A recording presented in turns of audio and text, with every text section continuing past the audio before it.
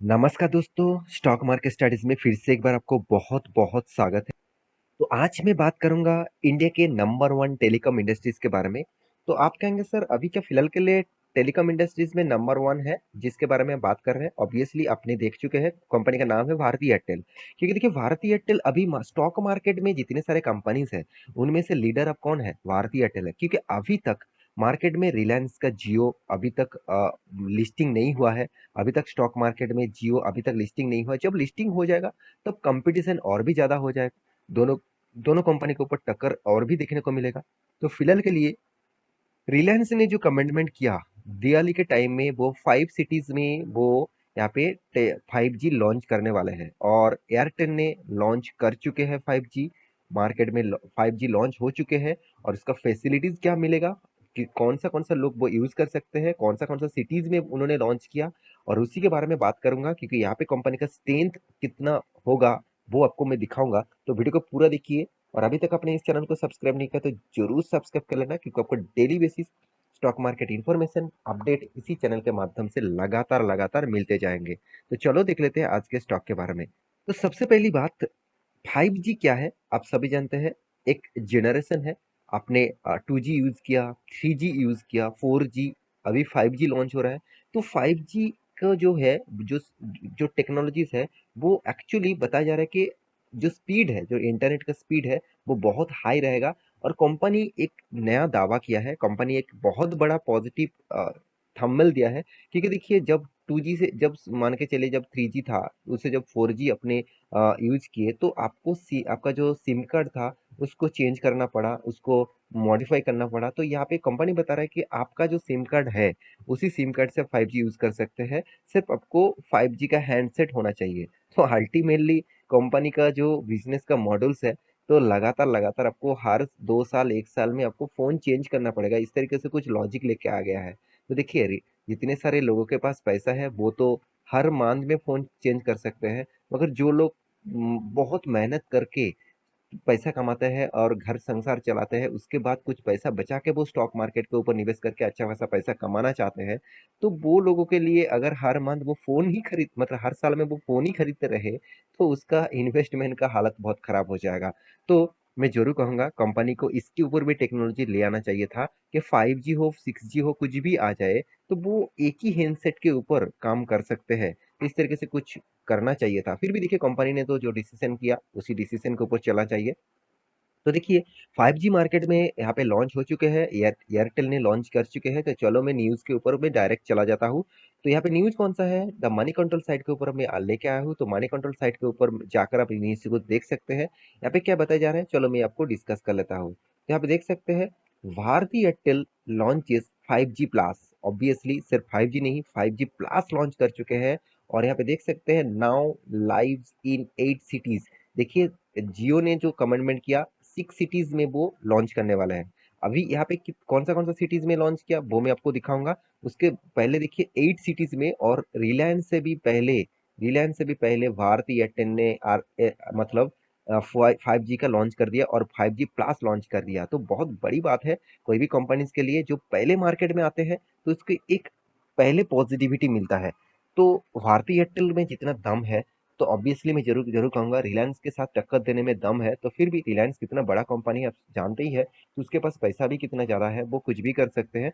तो देखिए Bharti Airtel launches 5G plus now live in 8 cities, details यार।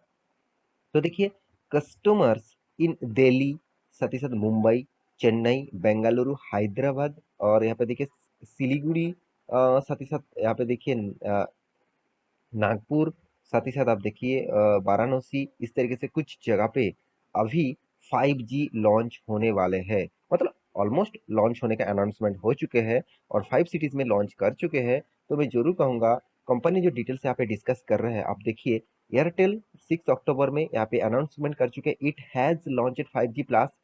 यहाँ पे देखिए survival top cities in the countries follow the launches 5G services in India by prime minister Narendra Modi. तो नरेंद्र मोदी उन्होंने 5G के ऊपर बहुत दिनों तक पहले से अनाउंसमेंट कर चुके थे, द इंडियन मोबाइल कांग्रेस के ऊपर 2022 के हिसाब से। तो कुछ कौन सा जगह पे होगा, तो वो तो मैं पहले बता चुका हूँ।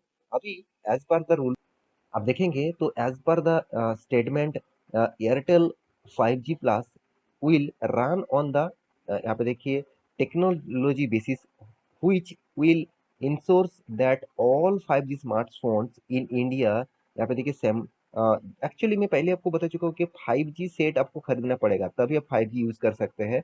मगर कंपनी ने एक चीज अच्छा यहाँ पे किया कि कंपनी यहाँ पे देखिए claims delivery high speed network between 20 to 30 times with super speed.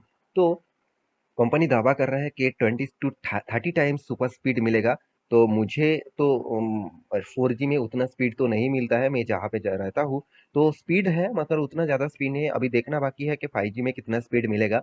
तो फर्दर द टेलीकॉम ऑल्सो यहाँ पे देखिए started that it will and, यहाँ पे देखिए कैटर टू द एनवायरमेंट, जो एनवायरमेंट के स्पेशल पावर रेडिएशन सॉल्यूशन है तो उसको मतलब अंदाजा रखते हुए 5G सर्विस को यहाँ पे लॉन्च किया गया है। क्योंकि देखिए जितने हाई स्पीड होगा उतना ज़्यादा गेन ज़्यादा रहेगा। तो गेन जितना ज़्यादा रहेगा उतना ही क्लाइमेट के लिए और एनवायरमेंट के लिए बहुत बड़ा खतरा है। तो उसकी नज़र रखते हुए इस तरीके से कंपनी काम कर रहा है, उसके ऊपर प्रोजेक्ट के ऊपर काम कर रहा है। तो मैं जरूर कहूंगा कंपनी ने जो अनाउंसमेंट किया जियो से पहले मार्केट में 5G लॉन्च कर दिया, एक बहुत बड़ी बात है।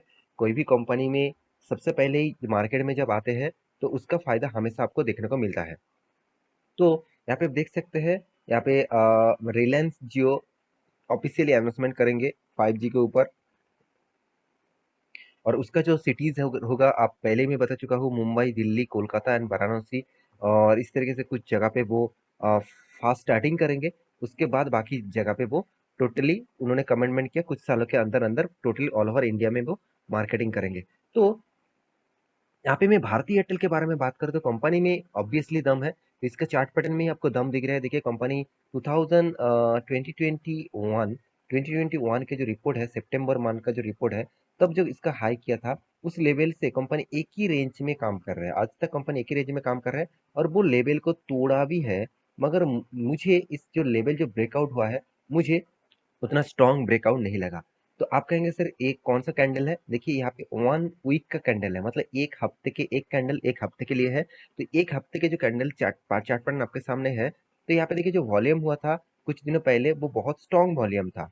मगर यहाँ पे देखिए उसके बाद वॉल्यूम डाउन हो चुके हैं। इसका मतलब अभी भी जो ब्रेकआउट हुआ है वो उतना स्ट्रॉन्ग नहीं है। तो ब्रेकआउट, बहुत सारे लोग ट्रैप हो जाता है कि चलो लेवल से ब्रेकआउट हुआ, सर ने तो बताया था कि लेवल ब्रेकआउट होने के बाद उस कंपनी के ऊपर फोकस रखना। तो फोकस रखने के बजाय आपने क्या कर दिया, निवेश कर दिया। ऐसे बिल्कुल मत करिएगा। मैं जरूर कहूंगा कंपनी का जो ब्रेकआउट है वो स्ट्रांग होना चाहिए वॉल्यूम के साथ। साथ ही साथ आपको एक रिट्रेसमेंट आपको दिखे, मान के चलिए आप एक स्टॉक में भागा, उसके बाद एक बार रिट्रेसमेंट जरूर दिखाएगा। अगर वो ही लेवल टच करके फिर से बैकआउट मतलब अप टेन में जा रहा है तो ये सबसे बड़ा बड़ा सबसे बड़ा मतलब तेजी आने का चांसेस ज्यादा से रहता है, पॉसिबिलिटी ज्यादा से ज्यादा रहता है।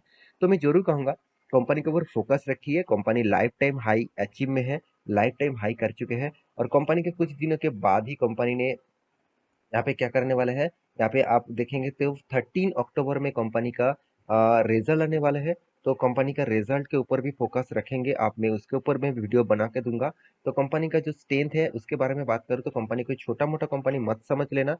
कंपनी का मार्केट कैप 4,60,000 करोड़ के आसपास है। आप कहेंगे सर कंपनी का एंटरप्राइजेस वैल्यू 6,13,000 क्यों दिखा रहा है, क्योंकि देखिए कंपनी खुद के बिजनेस के साथ साथ इसका सब्सिडरीज भी है, मतलब दूसरे बिजनेस के ऊपर भी इन्वेस्ट करके रखे हैं।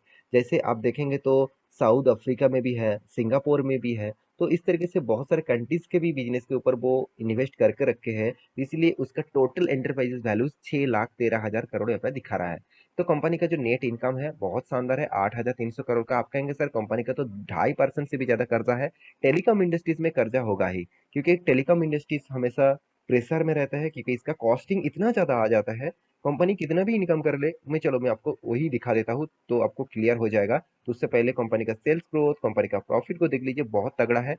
हाँ, वैल्यूएशन के हिसाब से छोटा मोटा यहाँ पे वैल्यूएशन ज्यादा देखने को मिला, क्योंकि कंपनी का पी रेशियो कंपनी के इंडस्ट्रीज पी रेशियो से भी डबल से भी ज्यादा है। तो वैल्यूएशन के हिसाब से बहुत हाई है। अगर इसका प्रॉफिट एंड लॉस आपको दिखा दूं तो यहाँ पे प्रॉफिट एंड लॉस के बारे में बात करूँ तो कंपनी का नेट प्रॉफिट है हर साल में कंपनी प्रॉफिट करते आए हैं। सिर्फ कोविड की सिचुएशन में कंपनी का हालत खराब हो गया था, इसलिए कंपनी ने बिग लॉसेस किया था। 30,000 12,000 करोड़ का लॉस किया था। और कंपनी ने देखिए जो चीज मैं आपको दिखाने वाला था, कंपनी का सेल्स। देखिए ऐसे नहीं कि कंपनी ने सेल्स नहीं किया, लगातार सेल्स हो रहा है। कंपनी का देखिए एक्सपेंस भी बहुत ज्यादा है। क्यों?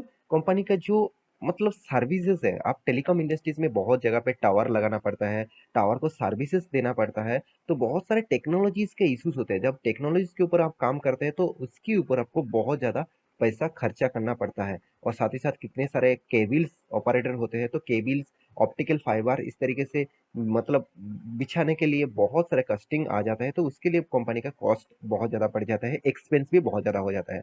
तो फिर भी कंपनी इंटरेस्ट भी पे करने के बाद हाथ में जो प्रॉफिट आ रहा है वो भी शानदार है। मैं जरूर कहूंगा कंपनी के ऊपर फोकस रखिए। अगर आपको टेलीकॉम इंडस्ट्रीज के ऊपर भरोसा है, टेलीकॉम इंडस्ट्रीज के ऊपर निवेश करना चाहते हैं, तो मैं जरूर कहूंगा भारती एयरटेल आपके लिए अच्छा कंपनी होगा। हाँ, जब मार्केट में जियो आएगा तब अलग चीज कुछ सोचा जाएगा। तो अभी फिलहाल के लिए जियो मार्केट में नहीं है, तो इसलिए आप भारती एयरटेल के ऊपर भी फोकस रखिए, इसके ऊपर भी सोचिए।